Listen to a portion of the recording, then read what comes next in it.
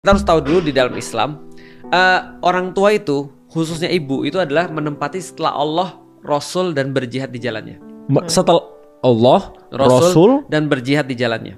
Berjihad di jalannya. Berjihad di jalan Allah. Itu ada, setelah itu adalah orang tua. Atau kalau mau lebih gampang lagi, Allah langsung ibu. Kalau mau lebih gampang lagi. Karena Rasul sama jihad satu paket sama Allah lah. Mau lebih gampang, Allah langsung kemudian ibu. Iya, ibu tuh tinggi banget sih. Kuat. Ayah? Gimana cara gue tahu? Mama cerita ibu. terus. Iya benar. Ayah setelah ibu. Ayah setelah ibu. Iya. Ibu tuh bener-bener up there. Iya. Ketika Rasulullah pernah ditanya sama sahabatnya siapa yang harus kita utamakan, dijawab oleh Rasulullah, ibumu, 3 kali. Baru bapakmu. Baru bapakmu. Bukan kasihan banget ayahnya. Lu enak dong. Enggak, maksudnya harusnya kan adil, ayah ibu. Sebenarnya gue, even kalau gue yang duniawi ya, gue nggak ngelihat agama ya, gue ngerasa ibu iya. tuh di atas. Iya. Contoh kayak gini ya Fer ya. Kalau kita lihat ya, kenapa anak-anak itu tetap attachment sama ibunya, meskipun mereka misalnya dimarahin ibunya terus. Iya. Karena bagaimanapun juga ya, secara logik darahnya mereka tuh dari darah ibunya semua. Iya. Yes. Yang ngandung kan ibu. Yang mengandung 9 bulan 10 hari ibunya, yang capek ibunya, yang sakit katanya berapa 26 tulang patah di saat bersamaan itu sakitnya. Nanti ketika dia keluar terus kemudian ya udah dia punya sebuah koneksi yang nggak akan pernah habis. Nah jadi di Islam itu adalah Allah langsung ke ibu. Saking kemudian parahnya posisi ibu ini adalah saking tingginya, maka itu bisa disamakan dengan adab kita terhadap Allah, terhadap Tuhan. Makanya contoh kayak gini ya, kalau sama orang tua aja kita nggak boleh bilang ke ibu lebih parah. Nah kenapa tadi ada ibumu baru bapakmu? Karena di dalam Islam kalau andaikan ada dua kepentingan yang harus kita penuhi, maka kita harus nyambut omongan ibu dulu baru bapak. Jadi contohnya ibu manggil, bapak manggil, ada apa ma? Ada apa misalnya bu, bukan bapak dulu. Karena yang manggil ibu dan bapak itu sudah ngerti bahwa itu adalah didahulukan di dalam Islam. Nah itu yang pertama ya, posisi orang tua itu langsung di bawahnya Allah. Yang kedua, sampai saking kemudian posisi itu sangat tinggi sampai Allah menggunakan kata orang tua itu adalah Robbayani. Tugas orang tua adalah Robbayani, menjadi Tuhan bagi anak-anaknya dalam tanda kutip. Oh iya? Iya Robbayani. Contoh ya, doa masa kecil. Rabbik firlana wali walidaina warhamhuma kama Robbayani soghira. Kama Robbayana soghira. Dan ya Allah ampunilah kedua orang tua kami, sayangilah mereka sebagaimana mereka sudah menjadi Rob bagi kami ketika kami masih kecil.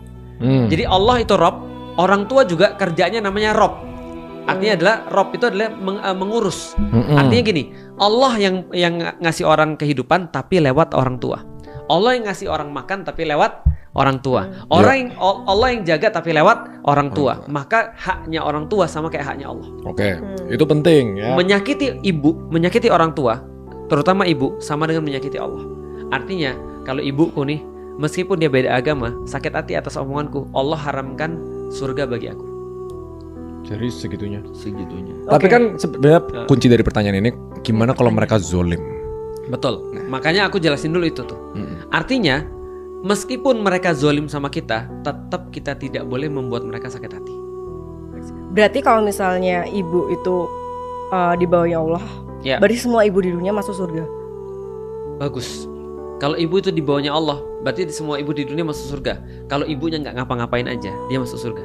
Nggak ngapa-ngapain? Nggak ngapa-ngapain maksudnya nggak berbuat sesuatu pembatal keislaman misalnya. Dia nggak sholatnya nggak pro banget. Dia cuma yang wajib aja dia lakukan, dia masuk surga. Enak dong.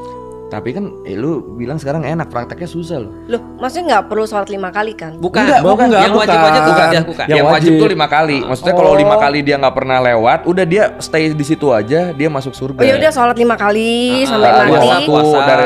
Sampai mati terus masuk surga. Pokoknya semua yang diwajibkan beneran dilakukan, tapi sunah-sunahnya yang nggak diwajibkan tuh nggak dilakukan, itu hitungannya tetap masuk surga buat seorang ibu. Dan Feren tahu, kalau andaikan seorang ibu mengandung anaknya, melahirkan, meninggal, itu masuk surga langsung.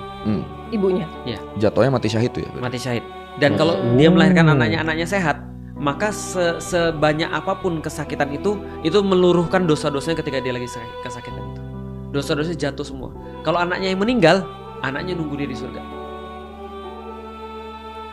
Ternyata motherhood tuh sesuci sepenting itu, sakral. Namanya bukan sakral, sepenting itu. Karena kalau nggak ada ibu, nggak ada yang lain. Itu masalahnya tuh. Jadi di dalam Islam penting banget yang namanya perempuan, karena perempuan ini hampir menentukan semuanya. Kata Rasulullah, contoh ibu-ibu ada 4. Satu, namanya Khadijah, istrinya Rasulullah. 2, namanya Aisyah, anaknya Rasulullah yang perempuan. Yang ketiga namanya Asiyah, ini istrinya Fir'aun. Yang keempat Maryam, ibunya Yesus. Itu termasuk wanita penghulu surga. Wanita paling mulia di dunia karena menjaga kehormatan. Kalau wanita paling mulia di surga, Khadijah.